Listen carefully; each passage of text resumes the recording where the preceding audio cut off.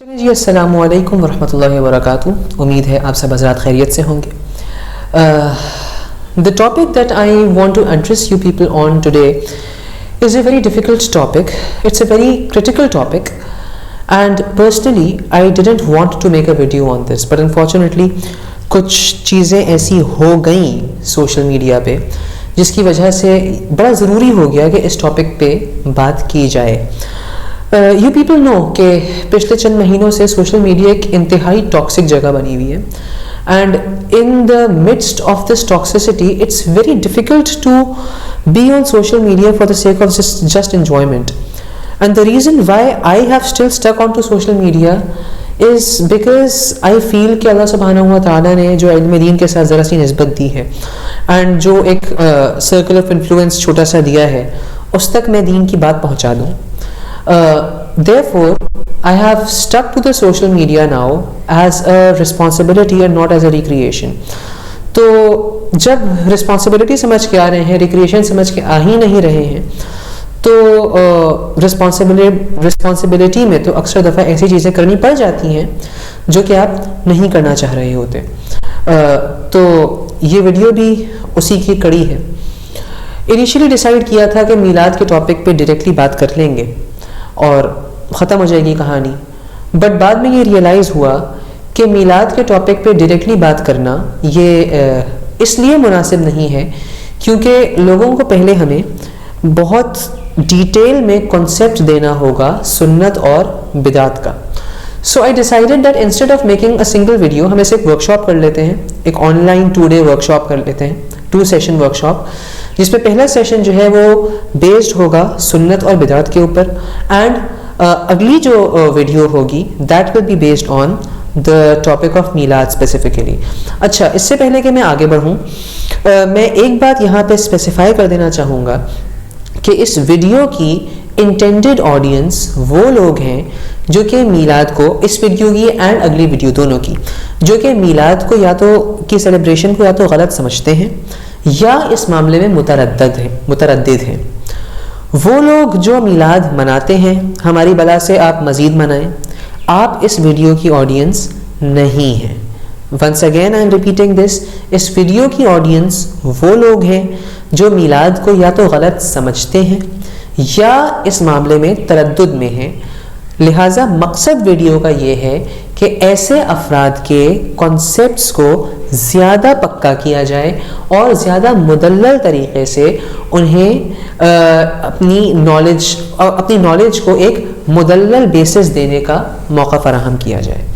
So once again, for the last time, if you are a proponent of Milad celebrations, you are not the intended audience of this video. اگر آپ آگے پھر بھی دیکھنا چاہ رہے ہیں آپ کی مرضی, ورنہ میں نے اپنی intended audience کلیریفائی کر دی ہے. نام میں نے اس پریزنٹیشن کا رکھا ہے اللہ سے ملاتے ہیں سنت کے راستے. یہ حضرت مولانا حکیم اختر صاحب رحمۃ اللہ علیہ کے ایک شعر کا دوسرا مصرع ہے, مکمل شعر ہے. نقش قدم نبی کے ہیں جنت کے راستے, اللہ سے ملاتے ہیں سنت کے راستے. سمجھ لیتے ہیں سب سے پہلے کہ سنت کیا چیز ہوتی ہے. عربی زبان کا لفظ ہے, عربی لغت میں سنت طریقے کو کہتے ہیں, کسی کا بھی جو طریقہ ہو اسے سنت کہا جاتا ہے. therefore in the Quran we find this ayat وَلَن تَجِدَ لِسُنَّةِ اللَّهِ تَبْدِيلًا, کہ تم نہیں پاؤ گے اللہ کے طریقے میں تبدیلی. تو یہاں پہ اللہ سبحانہ ہوا تعالیٰ اپنے طریقے کے لیے بھی سنت کا لفظ استعمال کر رہے ہیں, بیکاز عربی میں سنت طریقے کو ہی کہا جاتا ہے. البتہ شرعی اصطلاح میں یا اسے اگر ہم انگلش میں کہیں دین اسلامک ٹرمینالوجی میں جب سنت کا لفظ استعمال ہوتا ہے تو اس کا مفہوم یہ ہوتا ہے عقائد, اعمال, اخلاق, معاملات اور عادات میں رسول اللہ صلی اللہ علیہ وسلم نے جو طریقہ اپنایا اسے سنت کہا جاتا ہے. واضح رہے کہ یہ جو کیٹیگریز ہیں ان کیٹیگریز میں بہت کچھ اور بھی آ جاتا ہے, جیسے معاملات میں سیاست بھی آ جائے گی, جنگ کا طریقہ بھی آ جائے گا, اینڈ سو آن ایوری تھنگ. اب 2 احادیث ہمارے سامنے موجود ہیں اسکرینز پہ. ایک حدیث ابو داؤد شریف کی روایت ہے اور ایک مشکات شریف کی ہے. یہاں پہ اس کو ایک پوائنٹر پین آن کر لیتے ہیں, ٹھیک ہے. تو پہلی روایت میں رسول اللہ صلی اللہ علیہ وسلم فرما رہے ہیں علیکم بسنتی وسنت الخلفاء الراشدین المہدیین وعضوا علیہا بالنواجذ وإیاکم محدثات الامور فإن کل بدعۃ من الضلالہ. دوسری حدیث اکرموا اصحابی فإنہم خیارکم ثم الذین یلونہم ثم الذین یلونہم ثم یظہر الکذب. پہلی حدیث میں فی الحال میں چاہوں گا کہ ہم اتنے حصے پہ فوکس کریں جس کو میں ابھی ڈبہ بند کر رہا ہوں.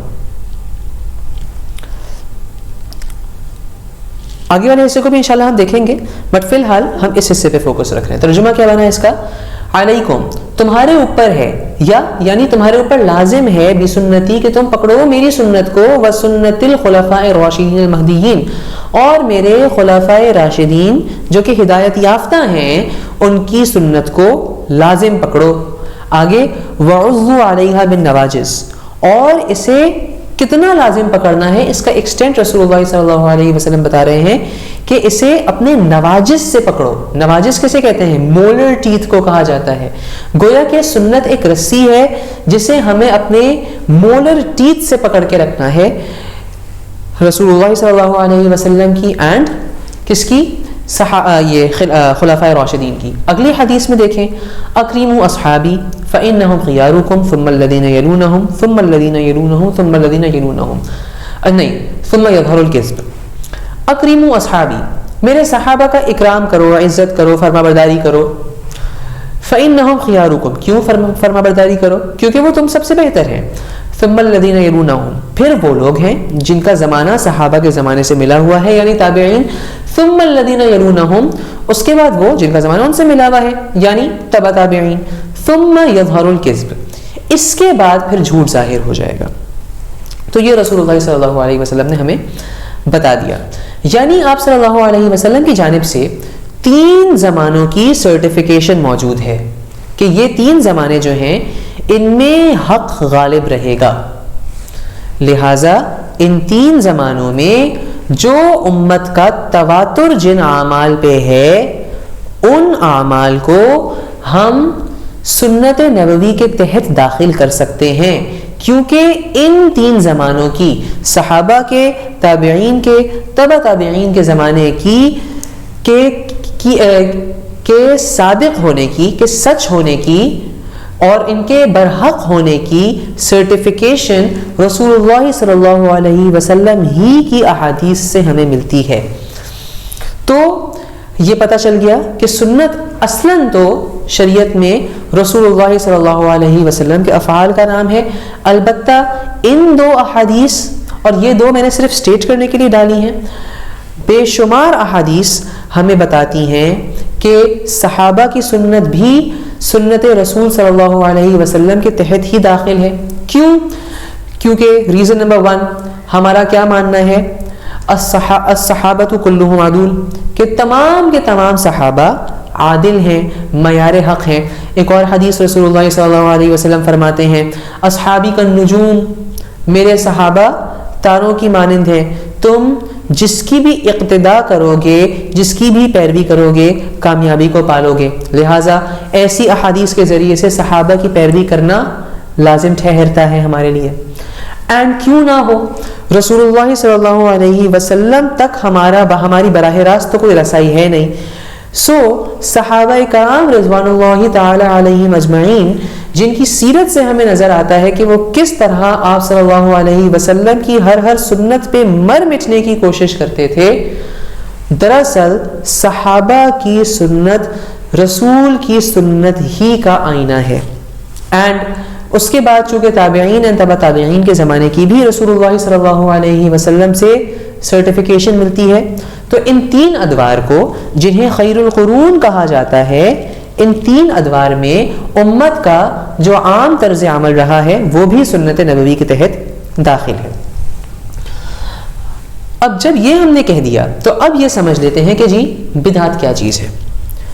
تو پہلے تو یہ سمجھ لے کہ جیسے کہ سنت کا معنی کیا تھا عربک گرامر میں، عربک ڈکشنری میں، وہ تھا طریقے کا. اسی طریقے سے عربک ڈکشنری میں بدعت کا مطلب ہوتا ہے کسی بھی انوویشن کا. لہٰذا اللہ سبحانہ و تعالیٰ قرآن مجید میں فرماتے ہیں بدیع السماوات والارض، کہ اللہ سبحانہ و تعالیٰ فرام نتھنگنس انوویٹ کرنے والے ہیں آسمان اور زمین کو. So بدعت is any new invention, innovation, whatever. البتہ جب ہم شرعی اصطلاح میں موو کرتے ہیں تو ہم بدعت کو ذرا سا ریڈیفائن کرتے ہیں. اینڈ شرعی اصطلاح میں بدعت میں کیا کیا ہے؟ وہ ہر عقیدہ یا کام ہے جو ثواب کی نیت سے کیا جائے، یعنی ثواب کی نیت سے نہیں کر رہے تو وہ بدعت نہیں ہوگی. نمبر 2، جس کا ثبوت خیر القرون میں نہ ملے. خیر القرون یعنی کہ وہ پہلے 3 دور تبع تابعین تک کے دور میں اس نیک کام کا ثبوت نہ ملے، یعنی صحابہ نے نہیں کیا، تابعین نے نہیں کیا، تبع تابعین نے نہیں کیا. نمبر 3، جس کے اہتمام کا ایسے التزام کر لیا جائے جو کسی سنت کے شایان شان ہو. یہ ذرا سی اردو گاڑھی ہو گئی ہے، یہاں پہ سمجھا دیتے ہیں اسے. دیکھیے اللہ سبحانہ و تعالیٰ نے ہر حکم کا ہمیں ایک سٹیٹس دیا ہے نا کہ جی یہ فرض ہے، یہ واجب ہے، یہ سنت ہے، یہ مستحب ہے، یہ مباح ہے. مباح مطلب جائز ہے، کریں نہ کریں برابر بات ہے. تو بدعت ایسا کام ہے جسے ثواب کی نیت سے ہم کر رہے ہیں اینڈ اس کا خیر القرون میں ثبوت بھی نہیں تھا، لیکن ہم اس ثواب کے کام کو کرنے کا ایسے اہتمام کر رہے ہیں جو کہ ڈیزرو کرتا ہے کہ کوئی مطلب وہ اہتمام کسی سنت کے یا فرض کے شایان شان ہے، ہم اتنے اہتمام سے اس کام کو کر رہے ہیں. تو یہ بھی ایک چیز ہے بدعت کی. نمبر 4، جس کے نہ کرنے والے کو ملامت کی جائے کہ تم یہ کام کیوں نہیں کر رہے. اب ہر پوائنٹ کو ذرا سا الیبوریٹ کر دیتے ہیں. جو کام ثواب کی نیت سے کیا جائے، اگر ثواب کی نیت سے نہیں کیا جا رہا، جنرل استعمال ہے کسی چیز کا، فار ایگزامپل پنکھا ہے، ٹیوب لائٹس ہیں، ہم ثواب کے لیے استعمال نہیں کرتے، ان کا استعمال شرعی اصطلاح میں بدعت نہیں ہے. جس کا ثبوت خیر القرون میں نہ ملے، اوکے، اگر وہ کام ثواب کی نیت سے نہیں ہو رہا، رائٹ، تو اب آگے والی چیزیں جو ہیں وہ اپلائی ہی نہیں ہوتی. ٹھیک ہے نا؟ اب وہ کام ثواب کی نیت سے ہو رہا ہے اینڈ اس کا خیر القرون میں ہمیں کوئی ثبوت بھی نہیں مل رہا. سو یہ ایک بیل ہے، دس از اے خطرے کی گھنٹی. اینڈ پھر اس کا ایسے اہتمام کیا جا رہا ہے جو کہ کسی سنت کے شایان شان ہو. اب سمجھ لیجئے یہاں پہ لوگوں کو ایک سوال اٹھ سکتا ہے کہ بھائی اکثر دفعہ بعض مقامات پہ، بعض جگہوں پہ درس کی ترتیبیں بنتی ہیں کہ لیٹ سے ہر شب جمعہ بیان ہوگا، تو اس کا بھی تو لوگ اہتمام کرتے ہیں، گویا وہ بھی بدعت ہوئی. تو وہ اس لیے بدعت نہیں ہے بیکاز یہ چوتھے پوائنٹ سے میٹ نہیں کر رہی. ہاں اس کا اہتمام کیا جا رہا ہوتا ہے، بٹ ایسا نہیں ہوتا کہ ہر شخص اس کا اتنا اہتمام کرے کہ گویا کہ سنت لگ رہی ہو یا کوئی فرض لگ رہا ہو. لہٰذا ہم دیکھتے ہیں شب جمعہ میں لوگ جاتے بھی ہیں، اکثر دفعہ نہیں بھی جاتے، بہت ریگولر جانے والے اکثر دفعہ نہیں جاتے.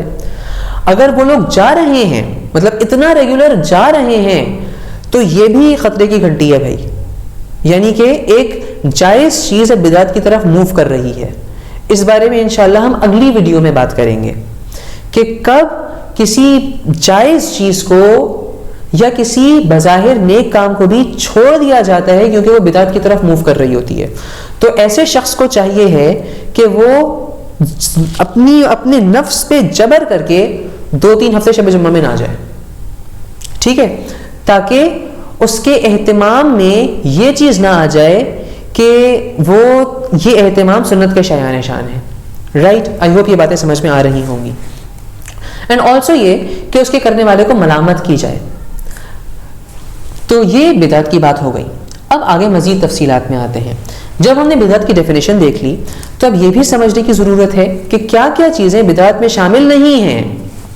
نمبر 1، ایک ہی مسئلے کی وہ تمام صورتیں جو حضرت صلی اللہ علیہ وسلم سے ثابت ہوں. ذرا سا اضافہ کر دیتے ہیں اس یہاں پہ، اور آپ نے کسی بھی طریقے کو منسوخ نہ کیا ہو.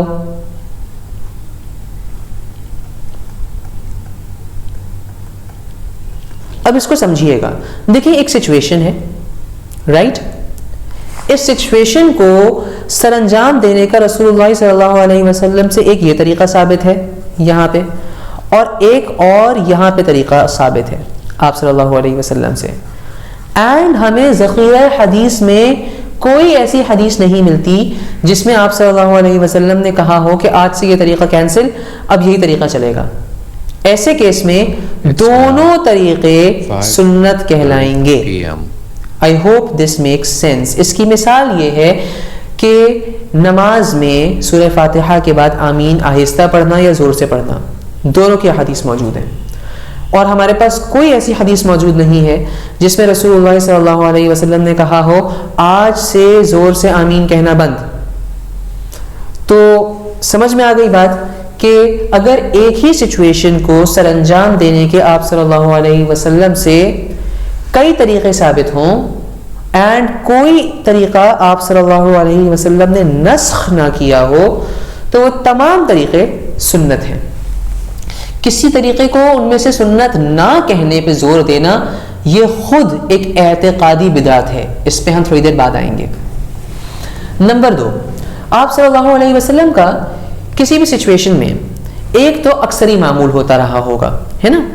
یہ ایک سچویشن ہے، آپ صلی اللہ علیہ وسلم نے عمومی طور پہ اس کا یہ حکم دیا، یا آپ صلی اللہ علیہ وسلم نے خود وہ عمل اس طریقے سے سر انجام دیا. البتہ ہمیں ذخیرہ حدیث میں اس سے ہٹ کے لیٹ سے ایک روایت ملتی ہے یا ایک اور کوئی روایت ملتی ہے کہ آپ صلی اللہ علیہ وسلم گویا کہ اس پرٹیکولر سچویشن کو ایک دفعہ اس طریقے سے کرتے ہوئے دیکھے گئے، یا ایک دفعہ آپ صلی اللہ علیہ وسلم کو کسی صحابی نے یہ سچویشن اس طریقے پہ سر انجام دیتے ہوئے دیکھا. تو اب ایسی سچویشن میں یہ جو میجورٹی والی چیز جو طریقہ ہے نا، سنت ہم اسے کہیں گے. دس ول بی کالڈ سنت. اینڈ یہ جو ایک دو مرتبہ ہوا ہے نا، اسے ہم بدعت نہیں کہیں گے، لیکن اسے ہم عمومی سنت نہیں کہیں گے. اینڈ اسے ہم اتنا ہی سٹیٹس دیں گے جتنا رسول اللہ صلی اللہ علیہ وسلم نے دیا. میں اس کی کچھ ایگزامپلس دیتا ہوں. مثال کے طور پہ whenever one answers the call of nature، اس میں اصول یہ ہے کہ call of nature آنسر کرتے ہوئے استقبال اور استدبار قبلہ دونوں ممنوع ہیں. کیا مطلب ہوا اس کا؟ قبلے کی طرف منہ کرنا، قبلے کی طرف پیٹھ کرنا، دونوں عمومی احادیث کی روح سے ممنوع ہیں. البتہ ہمیں چند احادیث اکا دکا ایسی ملتی ہیں جہاں رسول اللہ صلی اللہ علیہ وسلم کو کسی صحابی کی نظر پڑ گئی اور انہوں نے دیکھا کہ آپ صلی اللہ علیہ وسلم قبلے کی طرف رخ کر کے قضاء حاجت فرما رہے ہیں یا قبلے کی طرف پیٹھ کر کے قضاء حاجت فرما رہے ہیں. اب اس کو سنت سمجھ لینا غلط ہے. ایک اور آپ کو مثال دیتے ہیں.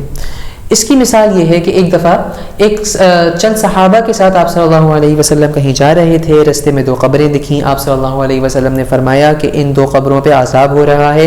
ایک پہ عذاب ہو رہا تھا پیشاب کی چھینٹوں سے احتیاط نہ کرنے کی وجہ سے، دوسرے پہ عذاب ہو رہا تھا چغل خوری کی وجہ سے. آپ صلی اللہ علیہ وسلم نے ایک درخت پہ سے ایک ٹہنی توڑی، اس ٹہنی کو 2 حصوں میں توڑا اور دونوں حصے ایک قبر میں گاڑ دیے اور کہا کہ جب تک یہ ٹہنیاں ہری ہیں امید ہے کہ اللہ سبحانہ و تعالی ان کے عذاب کو ہلکا فرما دے گا. اب آپ صلی اللہ علیہ وسلم کا قبروں پہ جانے کا بکثرت معمول تھا، لیکن پوری ذخیرہ حدیث میں ہمیں ایک یہی حدیث ملتی ہے جس میں آپ صلی اللہ علیہ وسلم نے یہ فعل سر انجام دیا ہو. تو اب اس فعل کو سنت سمجھ کے ہر دفعہ کرنا یہ غلط ہے. کیوں؟ آپ صلی اللہ علیہ وسلم نے جیسے ایک آدھ مرتبہ کیا تھا ہم بھی ایک آدھ مرتبہ ہی کریں گے. البتہ چونکہ آپ صلی اللہ علیہ وسلم سے ایک آدھ مرتبہ ہی صحیح ثابت ہے تو اسے ہم بدعت نہیں کہیں گے. البتہ جتنا سٹیٹس آپ صلی اللہ علیہ وسلم نے اس فعل کو دیا ہے ایٹ میکس اتنا ہی سٹیٹس ہم دیں گے. اس سے زیادہ سٹیٹس دینا اس عمل کو غلط بنا دیتا ہے. نمبر 3، جو مقصود نہ ہو، خود مقصود نہ ہو. مقصود کا مطلب مقصود شرعی نہ ہو، یعنی اس چیز کو اپنا گول نہ سمجھا جائے بلکہ اپنے گول تک پہنچنے کا ذریعہ ہو وہ چیز. لہٰذا میں نے پوائنٹ کیسے فریم کیا ہے، وہ خود مقصود نہ ہو لیکن کسی دوسرے جائز یا مأمور بھی کے لیے ذریعہ ہو، آگے اس کے اور ایڈ کر لیں بشرط یہ کہ وہ ذریعہ خود جائز ہو،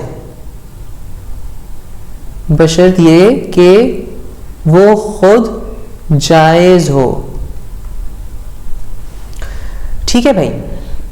تو اس کی مثالیں بہت ساری ہو سکتی ہیں. مثال کے طور پہ پنکھا، آرام حاصل کرنا جائز ہے نا، تو میں پنکھا استعمال کروں جائز ہے، بدعت نہیں کہلائے گی، کیونکہ میں پنکھا کوئی ثواب سمجھ کے تو استعمال کر نہیں رہا ہوں. اسی طریقے سے تعلیم حاصل کرنے کے لیے پاور پوائنٹ پریزنٹیشنز کا استعمال کرنا، وائٹ بورڈز کا استعمال کرنا، ڈیسکس کا استعمال کرنا، پرنٹنگ پریسز کا استعمال کرنا، یہ تمام چیزیں ایسی ہیں جو کہ اللہ سبحانہ و تعالیٰ کے حکم دی ہوئی ایک چیز کے حصول تک ہمیں لے کے جاتی ہیں. مأمور بھی کا مطلب ہوتا ہے وہ چیز جس کا حکم دیا گیا ہو. ہمیں علم حاصل کرنے کا حکم دیا گیا ہے نا، یہ تمام اسباب جن کا میں نے ابھی نام لیا آپ صلی اللہ علیہ وسلم کے زمانے میں نہیں تھے. ٹھیک ہے، ڈیسک ہوگی، آپ صلی اللہ علیہ وسلم کے زمانے میں نہیں تھے، لیکن یہ چیزیں خود جائز ہیں، لہٰذا ان کا استعمال علم حاصل کرنے کے لیے جائز ہے، بدعت نہیں ہے. لائک وائز جہاز کا استعمال حج پہ جانے کے لیے بالکل جائز ہے، کیونکہ جہاز کا سفر مقصود نہیں ہے، جہاز میں کوئی ثواب سمجھ کے نہیں بیٹھ رہا. ہاں وہ الگ بات ہے، سفر کی دعا پڑھ کے بیٹھے گا تو اسے ثواب مل جائے گا اس سفر کا، وہ ایک الگ کہانی ہے. لیکن جہاز جو ہے اٹ سیلف وہ مقصود نہیں ہے نا کسی کا، وہ تو حج مقصود ہے. Likewise guns, atom bombs جہاد کے لیے. تو یہ ساری کی ساری چیزیں جو کہ نئی آئی ہیں، یہ دراصل کسی جائز یا مأمور بھی کے حصول کا ذریعہ ہے، خود مقصود نہیں ہے، لہٰذا یہ بدعت نہیں ہے. نمبر 4، جو مستنبط من القرآن والحدیث ہو. اب اس کو سمجھیے گا. دیکھیں رسول اللہ صلی اللہ علیہ وسلم کا زمانہ کافی پہلے کا ہے. آپ صلی اللہ علیہ وسلم کے دنیا سے پردہ فرما جانے کے بعد دنیا میں کئی انقلابات رونما ہوئے، کئی نئی ایجادات سامنے آئیں. اب سوال یہ پیدا ہوتا تھا کہ یہ جو ایجادات آئی ہیں چاہے وہ اچھی ہوں یا بری ہوں، ان ایجادات کا شرعی حکم کیا ہے؟ بیکاز آبویس بات ہے قرآن مجید میں تو یا احادیث کے ذخیرے میں تو ہمیں ان چیزوں کا صریح حکم مل ہی نہیں سکتا. جب اس ٹائم وہ چیزیں تھی ہی نہیں تو ان کا حکم کیسے ملے گا؟ تو قرآن مجید چونکہ آیا تو قیامت تک کے لیے ہے نا، احادیث ہیں تو قیامت تک کے لیے نا. تو ایسے کیس میں سمجھ لیجئے گا کہ قرآن اور حدیث اس سچویشن کا یا اس انوینشن کا حکم جو ہے ایز اٹ از تو نہیں بتائیں گی، لیکن ہمیں وہ اصول فراہم کر دیں گی جن اصولوں کی بنیاد پہ اب ہم اس کا حکم نکال سکتے ہیں، اس حکم کا ہم استنباط کر سکتے ہیں، اور اسی سے مستنبط لفظ نکلا ہے. تو اب وہ جو سچویشن جو کہ نئی سچویشن ارائز کی تھی نا، فار ایگزامپل لیپ ٹاپ کا استعمال جائز ہے یا نہیں، ایک مثال ہے بس. تو اب یہ جو سچویشن ہے اور اس طریقے کی جو باتیں ہوتی ہیں، ان کا جو حکم نکالا جاتا ہے، obviously یہ چیز ہی نہیں تھی تو اس کا حکم بھی نہیں تھا، تو یہ حکم بھی بدعت نہیں کہلائے گا. کیوں؟ کیونکہ قرآن اور حدیث میں ہی غور و فکر کر کے ایکسٹریکٹ کیا گیا ہے.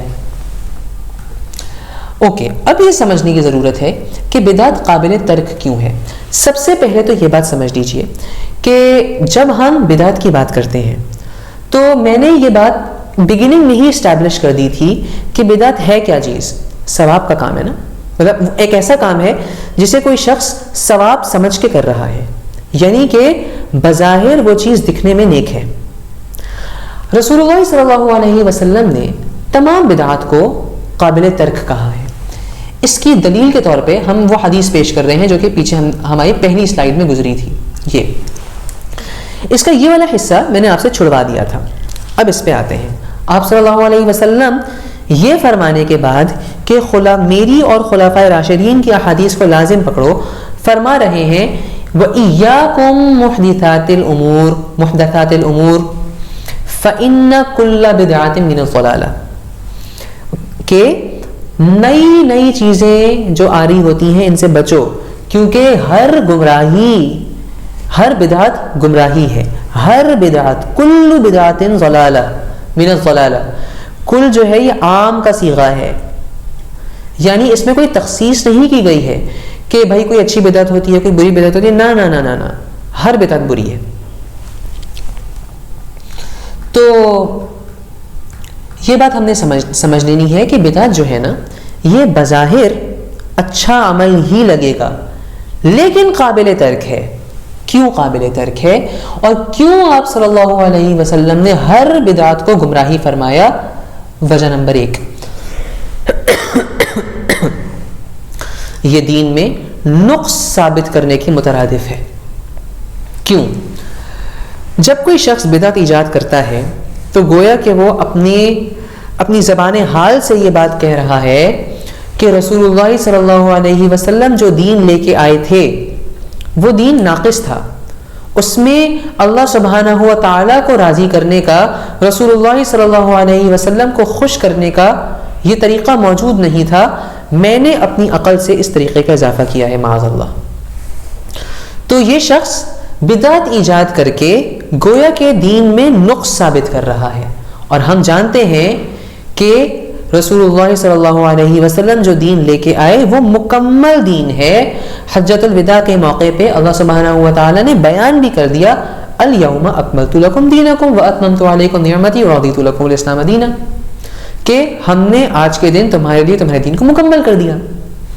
تو بدعت کا ایجاد کرنا گویا کہ دین میں نقص ثابت کرنا ہے، اینڈ اس کے نتیجے میں دین میں تحریف کا دروازہ بھی کھلے گا۔ جب آپ نے دین میں نقص ثابت کر کے یہ بات اسٹیبلش کر دی کہ بھائی اس دین میں تو کمیاں ہیں، تو اب کیا ہوگا؟ اب تحریف ہوگی، اب لوگ جو ہیں وہ مزید نئی نئی چیزیں دین میں لے کے آنا سٹارٹ کریں گے، یہ دین میں تحریف ہے۔ اللہ سبحانہ و تعالیٰ اس دین کی حفاظت کرنا چاہتے ہیں، اور ہم گویا کہ بدعات ایجاد کر کے دین میں تحریف پیدا کر رہے ہیں۔ اس وجہ سے ہر بدعت گمراہی تھی۔ دیکھیے کسی بری چیز کو بدعت کہنا اور اس سے روکنا، یہ تو اسٹیٹنگ دا آبویس والی بات ہے نا، کیونکہ بری چیز تو سب کو پتہ ہے بری ہے، یار چرس کسے نہیں پتا کہ غلط چیز ہے، تو اس سے روکنا تو ایک آبویس سی بات ہوتی۔ یہاں اس حدیث میں یعنی کہ رسول اللہ صلی اللہ علیہ وسلم نے اینڈ تمام احادیث میں جہاں پہ بدعت کی مذمت بیان ہو رہی ہے، تو در حقیقت وہاں پہ اسی چیز کی مذمت بیان ہو رہی ہے جو کہ بظاہر نیکی لگتی ہے لیکن وہ نیکی نہیں ہے۔ کیوں؟ کیونکہ اللہ کو منانے کا وہی طریقہ معتبر ہے جو رسول اللہ صلی اللہ علیہ وسلم کی طرف سے اپرووڈ ہے، اور کوئی طریقہ معتبر ہی نہیں ہے۔ لہٰذا کوئی شخص اللہ کو منانے کے لیے فجر کی 2 کے بجائے 4 رکعت پڑھتا ہے تو 2 بھی پانی میں گئی۔ کیوں؟ کیونکہ وہ طریقہ رسول اللہ صلی اللہ علیہ وسلم کا طریقہ نہیں ہے، اینڈ رسول اللہ صلی اللہ علیہ وسلم اینڈ صحابہ نیکیوں کے معاملے میں ہم سے کہیں زیادہ حریص تھے۔ اگر انہیں اللہ کو راضی کرنے کا، نبی کو خوش کرنے کا وہ طریقہ نہیں سوجا، یعنی کہ وہ طریقہ ویلڈ ہے ہی نہیں۔ نمبر 3، اس گناہ سے دیکھیں یہ ہم نے اسٹیبلش کر دیا کہ بدعت گناہ ہے، کیونکہ آپ صلی اللہ علیہ وسلم فرما رہے ہیں کلو بدعت من الضلالہ، ہر بدعت گمراہیوں میں سے ہے۔ تو جب یہ گمراہی ہے تو یہ گناہ ہے۔ اب پرابلم بدعت کا یہ ہے کہ بدعت کا کہ گناہ کے مرتکب کو توبہ کی توفیق نصیب نہیں ہوتی۔ ریزن سمپل ہے، وہ شخص تو وہ گناہ سمجھ کے کر ہی نہیں رہا نا، وہ تو نیکی سمجھ کے کر رہا ہے، اسے پڑھ اس کے کھاتے میں گناہ رہے ہیں تو توبہ بھی نہیں کرے گا۔ باقی گناہوں سے توبہ کی توفیق پھر مل جاتی ہے، کیونکہ انسان کو دل کے کسی گوشے میں یہ خیال ہوتا ہے کہ ہاں میں گناہ کر رہا ہوں۔ اب یہ بڑا خطرناک پوائنٹ ہے، اور اس کا اگلا والا بھی بڑا خطرناک پوائنٹ ہے۔ بدعت کی ایجاد جو ہے یہ سنتوں سے محرومی کا سبب بنتی ہے۔ اب یہ 2 احادیث آپ کی اسکرین پہ موجود ہیں، جن میں سے ایک مسند احمد کی اینڈ مشکات شریف کی ہے، دوسری دارمی شریف اینڈ مشکات شریف کی ہے۔ پہلی حدیث ہے ما احدث قوم بدعتا الا رفع مثلها من السنة فتمسك بالسنة خير من احداث بدعت۔ کیا ترجمہ ہوا؟ کوئی قوم بدعت ایجاد نہیں کرتی مگر یہ کہ اس سے اٹھا لیا جاتا ہے اس بدعت کے مثل، اس بدعت کے بقدر سنت کا حصہ اٹھا لیا جاتا ہے اس قوم میں سے۔ بس تمسک، پکڑنا مطلب اس کو کافی سنت کو پکڑنا کافی ہے، سنت پہ امساک، سنت تک اپنے آپ کو محدود رکھنا، یہ بہتر ہے بدعات کے ایجاد کرنے سے۔ یہ رسول اللہ صلی اللہ علیہ وسلم اس حدیث سے ہمیں سمجھا رہے ہیں۔ اب دیکھیے ہماری قوم میں بدعات کا کتنا زبردست ہول سیل کے حساب سے بدعتیں موجود ہیں، لہٰذا ہم سنتوں سے کتنا دور ہو چکے ہیں۔ کیوں؟ کیونکہ بدعات کی نحوست کی وجہ سے اللہ سبحانہ و تعالی ہمیں سنتوں سے دور کر دیتا ہے۔ اگلی حدیث بھی ایسے ہی کچھ بتا رہی ہے، مَبْتَدَعَ قَوْمٌ بِدْعَةً فِي دِينِهِمْ إِلَّا نَزَعَ اللَّهُ مِن سُنَّتِهِمْ مِثْلَهَا ثُمَّ لَا يُعِيدُهَا إِلَيْهِمْ إِلَى يَوْمِ الْقِيَامَةِ۔ کیا ترجمہ بنا؟ کوئی قوم بدعت نہیں شروع کرتی اپنے مذہب میں مگر یہ کہ اللہ سبحانہ و تعالی اس سے اٹھا لیتے ہیں سنت کا حصہ اس بدعت کے بقدر، پھر اس سنت کی طرف نہیں لوٹاتے اس قوم کو قیامت تک۔ یعنی جتنی بڑی بدعت انسان ایجاد کرتا ہے اتنی بڑی سنت سے وہ محروم ہو جاتا ہے۔ ہمارے پاس اس کی بے شمار مثالیں پیش کی جا سکتی ہیں۔ ہم بدعات ایجاد کرنے کی وجہ سے کتنی سنتوں سے، اتنی آسان سنتیں ہوتی ہیں، ہم انہیں چھوڑ بیٹھے ہیں۔ تو اگر سنت کے نور پہ باقی رہنا ہے تو بدعات سے بچنا ہوگا۔ اسی لیے رسول اللہ صلی اللہ علیہ وسلم نے فرمایا فَتَمَسُّكُوا بِالسُّنَّةِ خَيْرٌ مِّنْ إِحْدَاثِ بِدْعَةٍ، یہ کہ سنت پہ اکتفا کرنا، چھوٹے سے چھوٹی سنت پہ اکتفا کرنا بظاہر اچھے سے اچھی بدعت ایجاد کرنے سے زیادہ بہتر ہے۔ پانچواں پوائنٹ میں یہ جو حدیث کا ایک ٹکڑا میں نے لیا ہے یہ متفق علیہ حدیث ہے، یعنی بخاری میں بھی موجود ہے، مسلم میں بھی موجود ہے۔ حدیث کیا ہے؟ ہوگا یہ کہ قیامت کے دن رسول اللہ صلی اللہ علیہ وسلم حوض کوثر پہ ہوں گے، حوض کوثر پہ آپ صلی اللہ علیہ وسلم اپنے امتیوں کو پانی پلا رہے ہوں گے۔ تو ہوگا یہ کہ ایک جماعت آئے گی آپ صلی اللہ علیہ وسلم کے پاس، رسول اللہ فرماتے ہیں کہ میں اسے پہچانتا ہوں گا، وہ مجھے پہچانتے ہوں گے، وہ میری طرف آ رہے ہوں گے کہ انہیں مجھ تک آنے سے روک دیا جائے گا۔ میں پوچھوں گا ارے یہ تو میرے امتی، میں پہچانتا ہوں انہیں۔ فرشتے کہیں گے آپ نہیں جانتے انہوں نے آپ کے بعد دین میں کیا کیا تبدیلیاں کر دی تھیں۔ اس پہ رسول اللہ صلی اللہ علیہ وسلم اس وقت فرمائیں گے سحقاً سحقاً لمن غیر بعدی، اللہ اکبر۔ اس وقت جس وقت رسول صلی اللہ علیہ وسلم کے علاوہ کسی کو شفاعت کا حق نہیں ہے، ہم پڑھتے ہیں نا وہ مولایا صلی وسلم، اس میں کیا کہتے ہیں نا، یہ کتنے درد سے کہتے ہیں، شفاعت کے لیے سب کی نظر ان پر لگی ہوگی۔ اس دن رسول اللہ صلی اللہ علیہ وسلم مبتدعین سے، بدعت کرنے والوں سے کہہ رہے ہوں گے پھٹکار پھٹکار ان لوگوں کے لیے جنہوں نے میرے بعد دین کو بدل ڈالا۔ خطرناک بات ہے، بہت خطرناک بات ہے۔ اللہ سبحانہ و تعالی ہم سب کی حفاظت فرمائے، آمین۔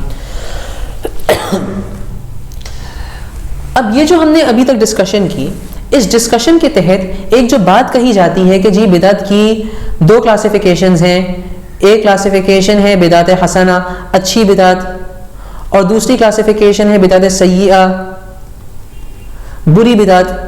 یہ کلاسیفیکیشن باطل ہو گئی۔ This classification is null, void, fraud۔ کیوں؟ میں نے یہ بات اسٹیبلش کر دی ہے کہ ہر بدعت گمراہی ہے، اینڈ اگر وہ بری بدعت ہو، کوئی غلط گناہ کا طریقہ ایجاد کیا گیا ہو، تو اس کے تو برا ہونے میں کسی کو کوئی شک و شبہ ہی نہیں ہے۔ تو رسول اللہ صلی اللہ علیہ وسلم در حقیقت ہمیں جن بدعات سے منع کر رہے ہیں یہ وہی بدعات ہیں جو کہ بظاہر دکھنے میں اچھی ہوتی ہیں۔ انسٹیڈ جو بدعت کی کریکٹ کلاسیفیکیشن ہے وہ یہ ہے کہ بدعت یا تو اعتقادی ہوگی یا عملی ہوگی۔ اعتقادی بدعت کا مطلب کوئی ایسا عقیدہ رکھنا جو کہ خیر القرون میں نہیں رکھا جاتا تھا۔ جیسے کہ میں نے بتایا کہ آمین کی جو مثال میں نے دی تھی، کوئی شخص اگر یہ کہتا ہے کہ جی آمین زور سے کہنا غلط ہے، تو وہ شخص اب اعتقادی بدعت کا شکار ہو گیا ہے، کیونکہ خیر القرون میں اگرچہ یہ اختلاف تھا کہ آمین زور سے پڑھنی ہے آہستہ پڑھنی ہے، لہٰذا بعض صحابہ، بعض تابعین، بعض تبع تابعین زور سے آمین کہتے تھے، بعض آہستہ آمین کہتے تھے، اینڈ دونوں طریقوں کو صحیح سمجھتے تھے. ہاں افضل غیر افضل میں اختلاف کرتے تھے کہ زیادہ افضل کون سا ہے، لیکن سنت دونوں کو سمجھتے تھے. تو ایسا عقیدہ رکھنا یہ اعتقادی بدعت ہے، اور بھی بہت ساری ہو سکتی ہیں. بعض اعتقادی بدعات کفر ہوتی ہیں. مثال کے طور پہ مرزائیوں کا یہ ماننا کہ مرزا قادیانی معاذ اللہ نبی ہے. لائک وائز کسی کا یہ ماننا کہ حضرت عیسیٰ علیہ السلام انتقال فرما چکے ہیں، یا یہ کہ رسول اللہ صلی اللہ علیہ وسلم کا سفر معراج پہ جانا یہ ایک خواب تھا، جسمانی سفر نہیں تھا. یہ اعتقادی بدعات ہے. عملی بدعات وہ ایسے اعمال جو کہ ثواب کی نیت سے کیے جا رہے ہیں جن کا خیر القرون میں کوئی ثبوت ہمیں نہیں ملتا. ٹھیک ہے بھائی، تو یہ ہماری بدعت کی صحیح کلاسیفیکیشن ہو گئی. حسنہ سیئہ والی کلاسیفیکیشن فراڈ ہے. آگے اب یہ سمجھتے ہیں کہ جب بدعت اتنی بری چیز ہے تو لوگ بدعت ایجاد کیوں کرتے ہیں؟ مختلف وجوہات ہیں. وجہ نمبر 1، جہل اور نور سنت سے دوری. بھائی بہت سارے لوگوں کو تو پتہ ہی نہیں ہوتا کہ سنت ہے کیا. جب سنت نہیں ہے تو ان کے دلوں میں سنت کی موجودگی نہ ہونے کی وجہ سے جو ایک روحانی خلا ہے وہ اس خلا کو پر کرنے کی کوشش کرتے ہیں، اس کے لیے عجیب عجیب ڈونگے مارتے ہیں، اور ان ڈونگوں میں سے ایک ڈونگا جو ہے وہ بدعت کی ایجاد ہے.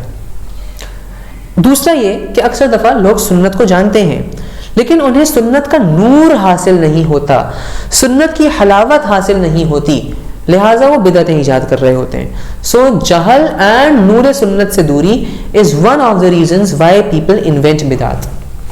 نمبر 2، ویری امپورٹنٹ پوائنٹ، بدعت میں ظاہری کشش ہوتی ہے، بڑی نمائشی اٹریکشن ہوتی ہے.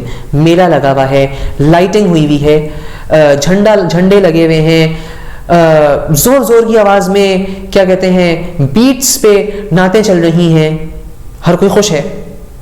اس میں کیا برائی ہے؟ تو بدعت میں ایک نمائشی کشش ہوتی ہے. سنت میں آن ادر ہینڈ کیا ہے بھائی، صحابہ کے دور سے یہی ایک طریقہ چلا آ رہا ہے، منڈین ہو چکا ہے گویا کہ. اس میں تو کوئی اٹریکٹ نہیں ہوگا نا. ہاں البتہ کوئی بڑی چمک دمک والی چیز ہوگی اس پہ لوگ اٹریکٹ ہوں گے، ڈیفینیٹلی اٹریکٹ ہوں گے. لہٰذا بدعت ایجاد کرنے کی ایک بڑی وجہ یہ ہوتی ہے کہ اس میں نمائشی کشش ہوتی ہے جس کی وجہ سے لوگ اس کی طرف کھینچے چلے آتے ہیں. یہ دوسرا پوائنٹ ہو گیا.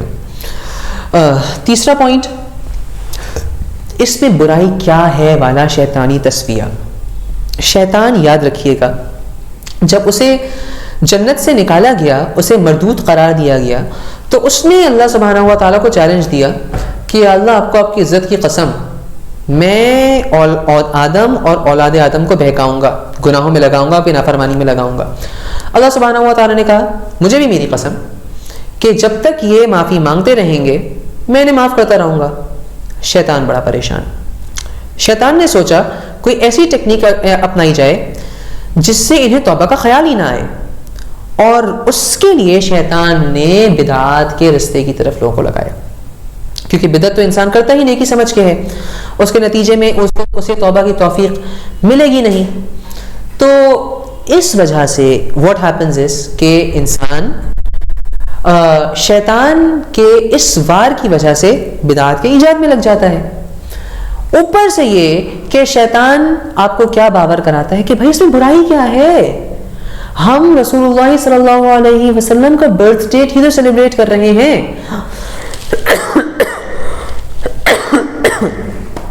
آخر اپنی برتھ ڈے سیلیبریٹ نہیں کرتے. یا اور پتہ نہیں کتنی بدعات ہیں جس کے بارے میں ہمیں یہ بات کہی جاتی ہے برائی کیا ہے. فار ایگزامپل سویم، ہمارے جو مرحومین ہوتے ہیں ان کا سویم کرنا، 3، 4، 40واں، یہ ساری چیزیں کرنا، برسیاں کرنا بدعت ہے. شیطان کیا کہے گا، برائی کیا ہے اس میں بھائی، لوگ قرآن پڑھنے کے لیے تو جمع ہو رہے ہیں، اذان سے پہلے درود شریف پڑھنا. شیطان کہے گا برائی کیا ہے اس میں، رسول اللہ صلی اللہ علیہ وسلم پہ درود ہی تو بھیج رہے ہیں. تو شیطان کیا یہ سمجھ لیجئے گا کہ بدعت میں بظاہر برائی نہیں ہوتی، بدعت کے برا ہونے کے لیے یہ چیز کافی ہوتی ہے کہ وہ عمل اس کا خیر القرون میں کوئی ثبوت نہیں ہے، وہ عمل ثابت شدہ نہیں ہے، اس عمل کا سنت سے اور سنت میں ہم اس وقت تبع تابعین تک کی سنت مراد لے رہے ہیں، اس سے کوئی ثبوت نہیں ملتا، یہی بدعت کی برائی ہے. تو بظاہر وہ عمل اچھا لگ رہا ہوگا، لیکن وہ شیطان کا تسویہ ہوگا. کہ تسویہ مطلب ایکویٹ کرنا. گویا کہ شیطان نے ایکویٹ کر دیا کس چیز کو؟ بدعت کو. کس چیز سے؟ بدعت کے گناہ کو ایک نیکی سے. گویا کہ کچھ عرصے کے بعد I won't be surprised اگر ایک نئی بدعت وجود میں آتی ہے کہ لوگ 17 رمضان المبارک کو ایک وکٹری پیریڈ نکالیں اور یہ کہیں کہ بھائی اس تاریخ پہ اللہ تعالیٰ کے فرشتے نازل ہوئے تھے، 313 مسلمان 1000 کافروں پر غالب آئے تھے جنگ میں. یہ ساری باتیں کہی جائیں. جنگ بدر میں وکٹری ہوئی مسلمانوں کو، ہم اس کی خوشی منا رہے ہیں. اس میں برائی کیا ہے؟ ایسی خوشی منانے میں برائی کیا ہے؟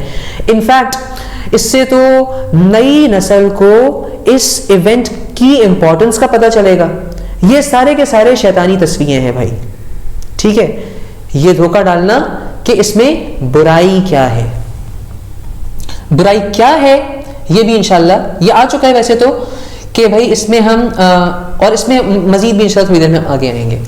چوتھی وجہ شہرت پسندی کا مرض. بھائی انسان جو ہے وہ اکثر دفعہ شہرت چاہتا ہے نا. جنید جمشید رحمۃ اللہ علیہ نے ایک دفعہ فرمایا تھا کہ مجھے یہ بات کسی صاحب نے بتائی تھی اور انہیں جنید جمشید نے یہ بات کہی تھی. ہی سیڈ کہ الحمدللہ اللہ نے بہت پیسہ دیا ہے، بہت شہرت دی ہے، اور میں گارنٹی کے ساتھ یہ بات کہہ سکتا ہوں. وہ مسلح پہ تھے جنید جمشید اس ٹائم پہ. انہوں نے کہا مسلح پہ کھڑا ہوں، یہ بات میں کہہ رہا ہوں کہ پیسے کا نشہ کچھ نہیں ہے شہرت پسندی کے نشے کے سامنے. تو ایک طرف تو سنت ہے نا، سنت پہ لوگ کار فرما ہیں، چلے جا رہے ہیں. تو اس میں تو اس کی اگر آپ ترغیب دو گے تو وہ کوئی نئی بات نہیں ہے، اس پہ تو ہمیشہ سے امت عمل کرتی آئی ہے. شہرت اس وقت ملے گی جب مارکیٹ میں آپ کوئی نئی بات لے کے آؤ. That is going to earn you fame. تو چوتھا ریزن شہرت پسندی کا مرض. پانچواں ریزن غیر قوموں کی تقلید اور تاثیر. جب مسلمان کسی دوسری قوم کے ساتھ اٹھتے بیٹھتے رہتے ہیں، جیسے جب اسلام بر صغیر میں آیا یا مختلف جگہوں پہ گیا، اینڈ مسلمانوں نے اگر وہاں پہ اپنی دینی اقدار کو اغیار کی آمیزش سے محفوظ رکھنے کی کوششیں نہ کی، اپنے عقائد کو پختہ نہ رکھا، تو ایسے کیسز میں غیر قوموں کا اثر لے لیا جاتا ہے، اور اس غیر قوموں کی اثر کی وجہ سے ان کے رسوم و رواج آپ کے دین کا حصہ بن جاتے ہیں. لہٰذا یہ سویم 10واں 40واں وغیرہ یہ ساری ہندوؤں کی رسمیں ہیں. ہندوؤں کی رسمیں گل ہوتی ہے تیسرے دن کوئی مردے کے لیے، تو ہم نے اس کو ریپلیس کر دیا تیسرے دن قرآن مجید پڑھنے سے. گویا کہ اس کا کوئی ثبوت نہیں ہے، اسلام میں کوئی ثبوت نہیں ہے. کہاں سے آیا؟ غیر قوموں کی طرف سے یہ صلاحیت کر گیا مسلمانوں کے اندر. تو بھائی اس سے ہمیں ایک پریکاشنری میجر بھی پتہ چلتا ہے کہ جب ہم کسی اور کمیونٹی کے ساتھ انٹریکٹ کریں تو لائن ڈرا کر دیں کہ بس ہمارا پروفیشنل ریلیشن شپ ہے، ٹھیک ہے، وی ول بی فرینڈس، ہم گفٹس بھی ایکسچینج کر لیں گے آپس میں، لیکن جہاں ریلیجن کی بات ہے نو، یہاں پہ ہماری لمٹ ہے بس. ہاں تبلیغ الگ بات ہے، تبلیغ لیکن وہ شخص کرے جو کہ خود اپنے مذہب میں بہت پکا ہے اینڈ وہ اس کے جوابی دلائل سے متاثر نہیں ہوگا. تو یہ بدعت کی ایجاد کی وجوہات ہو گئیں. اب سمجھتے ہیں کہ بھائی سنت اور بدعت میں فرق کیسے کرنا ہے. انفارچونیٹلی جتنے برے زمانے میں ہم رہ رہے ہیں بدعتیں بہت ہو چکی ہیں، رائٹ. تو اب بدعت اور سنت میں فرق کیسے کریں؟ تو اس کے کچھ طریقے. نمبر 1، یہ سب سے بڑا فرق ہے، بدعت اپڈیٹ ہوتی ہے، ہر سال اپڈیٹ ہوتی ہے بدعت. اگر آپ کو شک ہے نا کسی چیز کے بدعت ہونے میں تو کچھ عرصے بعد دیکھیے اگر وہ چیز اپڈیٹ ہو رہی ہے تو یعنی کہ پہلی والی چیزیں بدعت تھی، چھوڑ دیں اسے، ٹھیک ہے. لہٰذا ہم ہر سال دیکھتے ہیں کہ عید میلاد النبی منانے میں اپڈیٹ آتی جاتی ہیں کچھ نہ کچھ. اس کی وجہ یہ ہے کہ دیکھیے بدعت خود ساختہ ہے، انسان کی بنائی ہوئی ہے، دین کا اصلاً حصہ نہیں ہے. چونکہ دین کا اصلاً حصہ نہیں ہے نا، لہٰذا بدعت کو اللہ سبحانہ و تعالی کی طرف سے وہ برکت اینڈ نور کی فارم میں وہ سپورٹ حاصل نہیں ہے جو سنت کو حاصل ہوتی ہے. Therefore سنت جو قدیم زمانے سے چلی آ رہی تھی وہ اس برکت کے بسبب قیامت تک چلتی آئے گی. بدعت میں ایسا نہیں ہے. بدعت مارکیٹ میں ریلیونٹ رہنے کے لیے اپنے آپ کو اپڈیٹ کرتی رہے گی اور ہمیں اس کی نئی نئی صورتیں, نئی نئی غلاظتیں, خباثتیں, یہی کہیں گے اور کیا کہیں بھائی, نظر آتی رہیں گی. تو پہلی چیز بدعت اپڈیٹ ہوتی رہتی ہے. اگر اپڈیٹ ہو رہی ہے کوئی چیز بدعت ہے, چھوڑ دیں, کیونکہ کلو بدعت من الضلالہ. نمبر 2, اگر شریعت کا ایک حکم کسی دوسری جگہ چسپا ہو رہا ہے جہاں شریعت نے اسے تجویز نہیں کیا تو یہ بدعت ہے. مثال کے طور پہ اذان دینا, یہ کب مشروع ہے؟ اس کا وقت ہے نماز کے لیے. اب اگر کوئی شخص یہ کہے کہ جی میں مردے کو دفنانے کے بعد قبر پہ بھی اذان دے دوں تو یہ بدعت ہوگی. اچھا, اور اس شخص نے دلیل بنائی ہوگی نا, یہ کام کرنے سے, یہ چیز کرنے سے پہلے اس نے دلیل بنائی ہوگی. وہ دلیل اس شخص نے کیا بنائی؟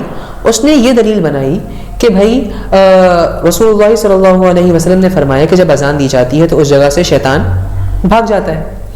تو جب شیطان وہاں سے بھاگ جاتا ہے تو مردے کے پاس سے بھی شیطان بھگانے کی ضرورت ہے, لہٰذا اذان دیتے ہیں. تو اول تو اس کا یہ استدلال کرنا ہی غلط تھا, اس کا یہ دلیل پکڑنا ہی غلط تھا, کیونکہ شیطان کا زندوں سے کام ہے, بھائی مصروف آدمی ہے, 7 بلین لوگوں کو بہکانا ہے, مردے کے پاس کیوں آئے گا؟ مردے کو تو نہیں بہکا سکتا نا, اس کا اعمال نامہ بند ہو چکا مردے کا. تو اب اس اعمال نامے کے اوپر مزید سیاہی تو شیطان نہیں کرا سکتا. اور پھر آبویسلی بدعت اس لیے بھی ہے کیونکہ اس موقع پہ شریعت نے اذان دینا تجویز نہیں کیا. نمبر 3, شریعت کے مطلق کو مقید کرنا. شریعت نے ایک چیز کے لیے کوئی وقت طے نہیں کیا, آپ خود اس کے لیے وقت طے کر رہے ہیں, آپ خود اس چیز کے لیے ایک وقت لگا رہے ہیں کہ جی میں اس وقت بھی یہ کام لازماً کر لوں گا. جیسے کہ میں نے مثالیں ابھی دی تھی تھوڑی دیر پہلے, اذان کے ٹائم, اذان کے شروع میں درود پڑھنا. شریعت نے تو یہ قید نہیں لگائی ہے, یہ اپنی مرضی سے قید لگائی گئی ہے, بدعت ہے. ایصال ثواب, کوئی ٹائم فکس نہیں ہے, کوئی ڈیٹ فکس نہیں ہے. کوئی شخص مخصوص کر رہا ہے سویم کو, 10ویں کو, 40ویں کو, شریعت کے مطلق کو مقید کر رہا ہے, واجب ترک, بدعت ہے. تو شریعت کے مطلق کو مقید کرنا یہ تیسرا لٹمس ٹیسٹ ہے بدعت کو سنت سے ڈفرینشیٹ کرنے کے لیے. نمبر 4, شریعت میں عبادات کی مقرر کردہ کیفیات کو تبدیل کرنا بھی بدعت ہے. مثال کے طور پہ شریعت نے کیا تجویز کیا ہے؟ شریعت نے یہ تجویز کیا ہے کہ کوئی شخص جب دوسری رکعت میں التحیات پڑھے اس کے بعد درود شریف پڑھے. اب یہ شخص کہتا ہے کہ یار درود شریف تو اچھی چیز ہے, میں ایسا کرتا ہوں کہ پہلی رکعت میں بھی کیا کہتے ہیں میں پڑھ لوں گا درود شریف, کیا برائی ہے اس میں؟ تو یہ غلط ہے کیونکہ وہ شریعت کی مقرر کردہ شریعت میں عبادت کی مقرر کردہ کیفیت کو تبدیل کر رہا ہے, تو یہ غلط ہے, یہ بھی بدعت ہے. ایک مسئلہ بیان کر دیتا ہوں میں. احناف کے نزدیک دوسری رکعت کے بعد جو تشہد ہوتا ہے اس میں بھول کے درود شریف کے بعد التحیات کے بعد درود شریف پڑھنا, کہاں تک؟ اللہم صلی علی محمد تک بھی اگر کسی نے پڑھ لیا تو درود مکمل ہو جاتا ہے, ٹھیک ہے. کسی نے اتنا پڑھ لیا تو اس پہ سجدہ سہو لازم ہے. نمبر 5, شریعت کی انفرادی عبادات کو اجتماعی طور پہ ادا کرنا بھی بدعت ہے. آئی ہوپ یہ بات یہاں تک کلیئر ہو گئی ہوگی. جیسے کہ مثال کے طور پہ نوافل اصلاً شریعت نے کیا رکھا ہے کہ یہ انفراداً پڑھی جائیں. اب راتوں کو شبینے میں جماعت ہو رہی ہے, قرآن شریف پڑھا جائے نفلوں میں, بڑی بڑی جماعتیں کرا کے, بدعت. سر تسبیح کی جماعت, بدعت. انفرادی عبادات ہیں بھائی, یہ بدعت نہیں ہے, مطلب ان کو جماعت سے نہیں ادا کرنا, جماعت سے ادا کرنا بدعت بنا دے گا انہیں. آگے اب یہ آخری چیز ہے, اس پہ ہم انشاءاللہ تعالی اس کو ختم کرتے ہیں. اب یاد رکھیے گا کہ میں نے جب بھی سنت کی بات کی میں نے کہا تھا کہ ایسی چیز جس پہ امت کا عام عمل رہا ہو خیر القرون میں, اس کا مطلب یہ ہوا کہ اگر کوئی چیز ایسی ہے نا جس پہ ہمیں لیٹ سے اکا دکا کوئی روایت مل جاتی ہے تو وہ روایت اول تو کمزور درجے کی ہوگی. ٹھیک ہے, کیوں؟ ابھی اس پہ آتے ہیں. دوسرا یہ کہ اگر وہ اس طریقے سے شاذ ہے, عام عمل نہیں ہے, تو اسے ہم سنت قرار نہیں دیں گے. اکثر دفعہ کیا کرتے ہیں لوگ کہ بہت کمزور روایتیں اٹھاتے ہیں اور ان پہ عمل شروع ہو جاتا ہے سنت سمجھ کے. تو اب سمجھ لیجئے کہ تمام کمزور روایات قابل ترک نہیں ہوتی, لیکن کمزور روایات پر عمل کی کچھ شرائط ہیں. ان شرائط کو سمجھ لیں, پھر ہم اپنی بات ختم کرتے ہیں. شرط نمبر 1, وہ روایت بہت زیادہ کمزور نہ ہو. بہت زیادہ کمزور ہونے کا مطلب کیا ہے کہ اس کا کوئی راوی پکا سرٹیفائڈ جھوٹا نہ ہو, یا متہم بالکذب نہ ہو کہ اس کے اوپر جھوٹ کے الزام لگے ہوں, اس طریقے کا نہ ہو. مطلب اگر ایسی روایت ہے جس میں کوئی راوی جھوٹا ہے تو اس روایت پہ عمل نہیں کیا جائے گا. ہاں, بری یادداشت چلتا ہے, جھوٹ نہیں چلے گا. نمبر 2, وہ چیز شریعت کے کسی عام اصول کے تحت داخل ہو. ایسا نہیں ہے بالکل ہی کوئی آؤٹ آف دا بلو چیز آ رہی ہے. میں آپ کو مثال دیتا ہوں. تیسری کی بات مثال دیتا ہوں. وہ روایت خیر القرون کے تواتر کے خلاف ہو. مثال یہ ہے کہ اکثر لوگ کیا کرتے ہیں کہ نماز کا جب ٹائم آتا ہے, اذان جب ہوتی ہے, اس میں اشہد ان محمد رسول اللہ پہ اپنے انگوٹھے چومتے ہیں, اینڈ اسی طریقے سے اقامت میں بھی کرتے ہیں. دلیل میں حضرت ابو بکر رضی اللہ تعالیٰ عنہ کی ایک روایت پیش کی جاتی ہے, اور یہ روایت جو ہے نا, ابھی تک جو 3 اصول بیان ہوئے ہیں ان تینوں اصولوں کے خلاف ہے. نمبر 1, بے انتہا کمزور روایت ہے. بعض محدثین نے اسے موضوع من گھڑت کہا ہے. نمبر 1. نمبر 2, وہ چیز شریعت کے کسی عام اصول کے تحت داخل ہو. بھئی یہ چیز کسی شریعت کے عام اصول کے تحت داخل نہیں.